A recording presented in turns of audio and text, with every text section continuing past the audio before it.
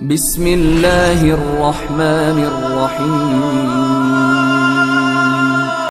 میرے نبی پاک نے فرمایا 3 کام کرو تمہیں فائدہ ہوگا۔ حضرت عبد الرحمن ابن عوف فرماتے ہیں میں نے اس کا تجربہ کیا اس حدیث کا، اور آپ فرمایا کرتے تھے مجھے اللہ کی عزت کی قسم جو میرے نبی نے کہا حق اور سچی کا ہے، حق اور سچ کا ہے۔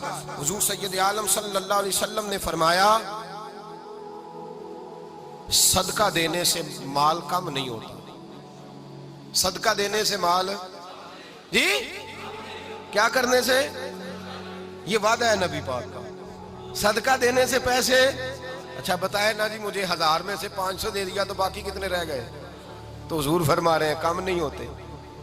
1000 دے دیا تو باقی کتنا بچا؟ نہیں بھائی، میرے محبوب فرماتے ہیں تو اللہ کے رستے میں ایک دے وہ تجھے 700 گنا کر کے واپس عطا فرمائے گا۔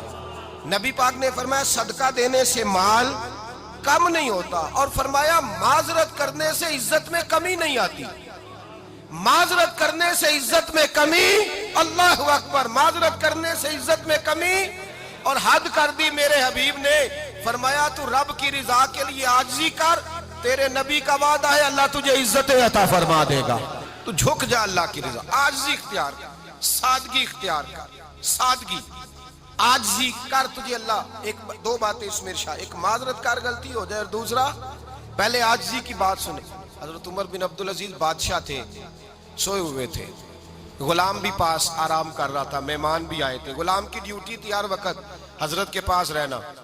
اب سوئے ہوئے دیر ہو گئی، غلام بیچارہ تھوڑا تھوڑا اونگ آتے آتے سو گیا، حضرت چراغ روشن تھا کچھ لکھ رہے تھے، مہمان بیٹھا تھا، خادم سو گیا، اب چراغ نہ آہستہ آہستہ گل ہو گیا، بجھ گیا، حضرت اٹھے، بوڑھے آدمی تھے، چراغ صحیح کرنے، مہمان کہنے لگے حضور میں نہ کر دوں، میں نہ کر دوں، کہنے لگے نہیں تم مہمان ہو، مہمان سے خدمت نہیں لی جاتی۔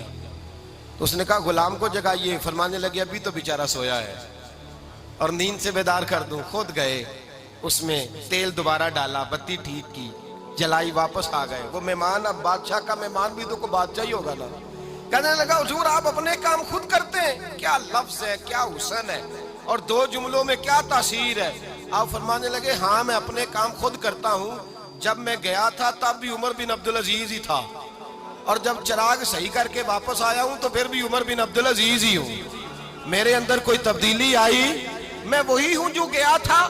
حضرت سیدنا فاروق اعظم رضی اللہ تعالیٰ عنہ فرماتے میں بیٹھا تھا، اور ابھی 3 دن ہوئے تھے نبی پاک صلی اللہ علیہ وسلم کے وصال ظاہری کو، میں بیٹھا ہوا تھا، 2-3 بچیاں آ گئی، اور حضرت ابوبکر صدیق رضی اللہ تعالیٰ عنہ کے سامنے آ کے بیٹھ کے رونے لگی۔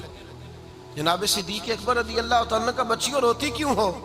تو کہنے لگے آپ خلیفہ بن گئے ہیں، جب سے ہمارے ابا کا انتقال ہوا تھا ہمارا ذریعہ معاش یہ تھا کہ ہم نے بکریاں رکھی ہوئی تھی، آپ روز آتے تھے بکریوں کا دودھ دھوتے تھے، ہم پی بھی لیتی تھی، بیچ کے گزارا بھی کر لیتی تھی، اب آپ تو خلیفہ بن گئے، کون آیا کرے گا؟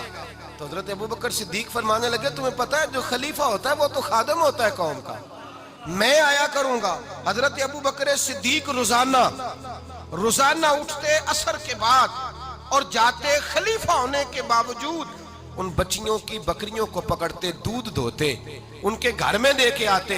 حضرت فاروق اعظم جب بھی دیکھتے تو کہتے ابوبکر تو پیچھے آنے والوں کے لیے رستہ بڑا مشکل کر رہا ہے، بڑا مشکل کر رہا ہے، جگر راہ وفا میں نقش ایسے چھوڑ آیا ہوں، میں جس منزل سے گزرا ہوں وہ اب تک یاد کرتی ہے۔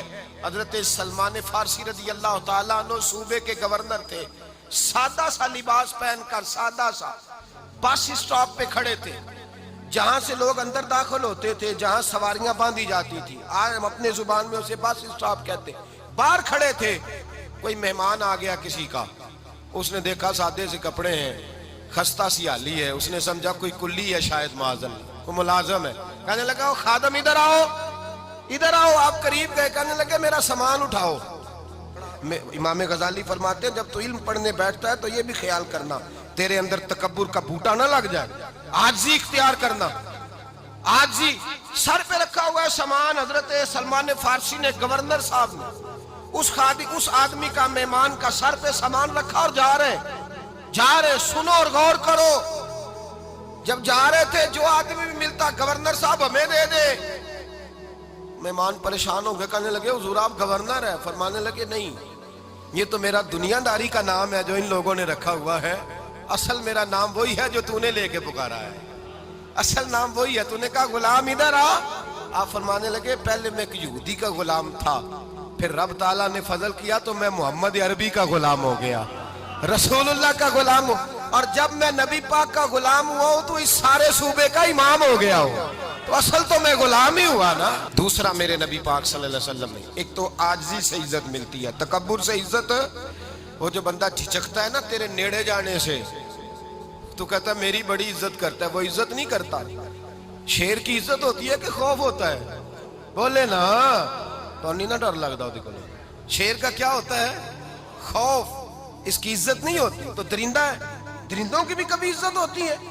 تو جو آدمی ڈنڈے کے زور پر لٹکا کے ڈنڈا اور وہ لوگوں سے عزت کرا رہا, تو بھائی یہ تیری عزت نہیں ہے, تیرا خوف ہے.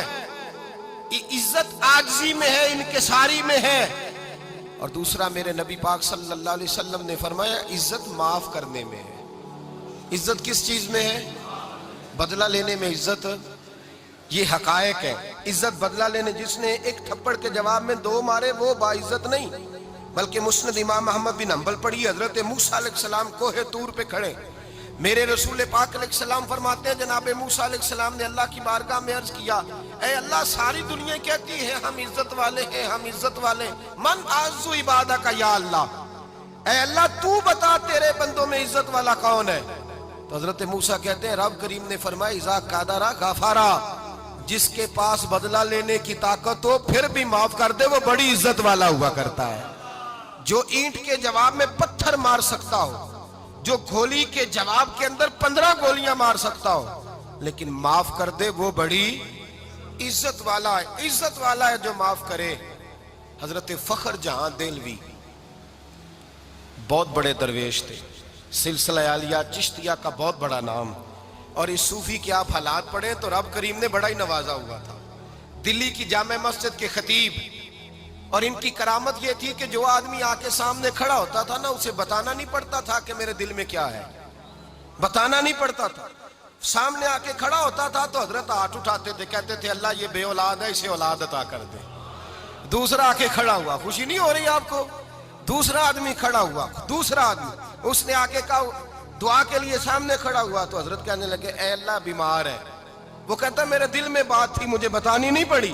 اتقوا فراست المومن فإنه ينظر بنور اللہ, نبی پاک نے فرمایا مومن کی فراست قلبی سے ڈرا کرو, وہ تو اللہ کے نور سے دیکھتا ہے.